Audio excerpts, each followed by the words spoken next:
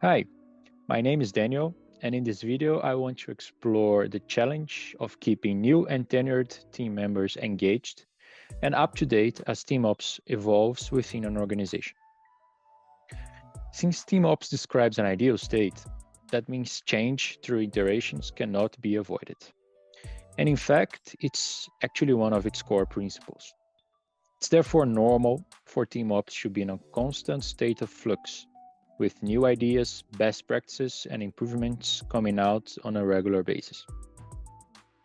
So, since the effectiveness of most of these principles actually rely heavily on empowering individual agency, I noticed that one challenge arises when people start being left behind in the process and are not able to keep up with the new flow of changes, what's happening, the new procedures, the new methods, developments in general.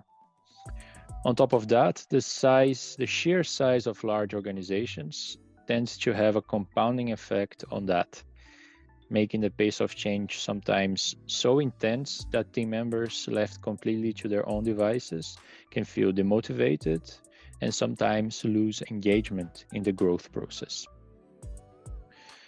So it's important to address this issue directly and intentionally.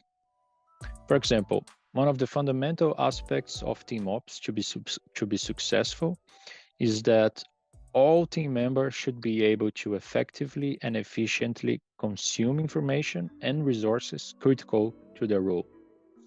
So if the sources and feeds for this information change, for example, or if a team or organization implements new methods for broadcasting and consuming this information, it's critical that everyone is made aware of these developments and are also motivated to adopt them.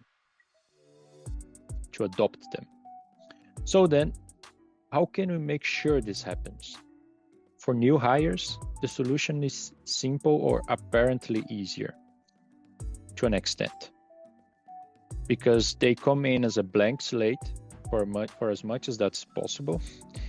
They can be brought up to the state-of-art TeamOps through a series of training onboarding modules. This can contain checkboxes, which they can tick off as soon as each information feed is set up, each workflow has been exercised and acknowledged, and so forth.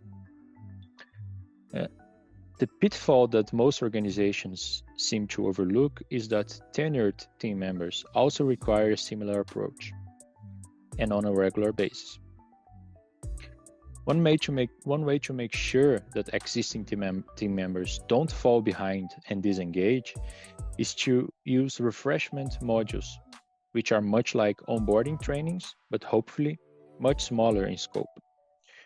And to go with that, also create OKRs targeting somewhere between 95 to even 100% completion rates, depending on the organization size.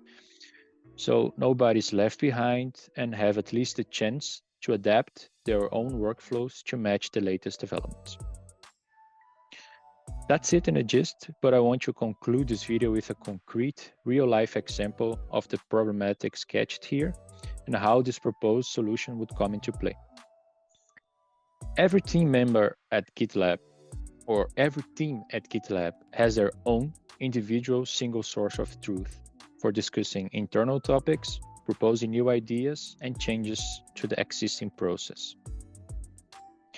Since we are big into dogfooding, it didn't take long until most teams moved this SSOT to a GitLab meta project, where everything was added and discussed in the form of issues.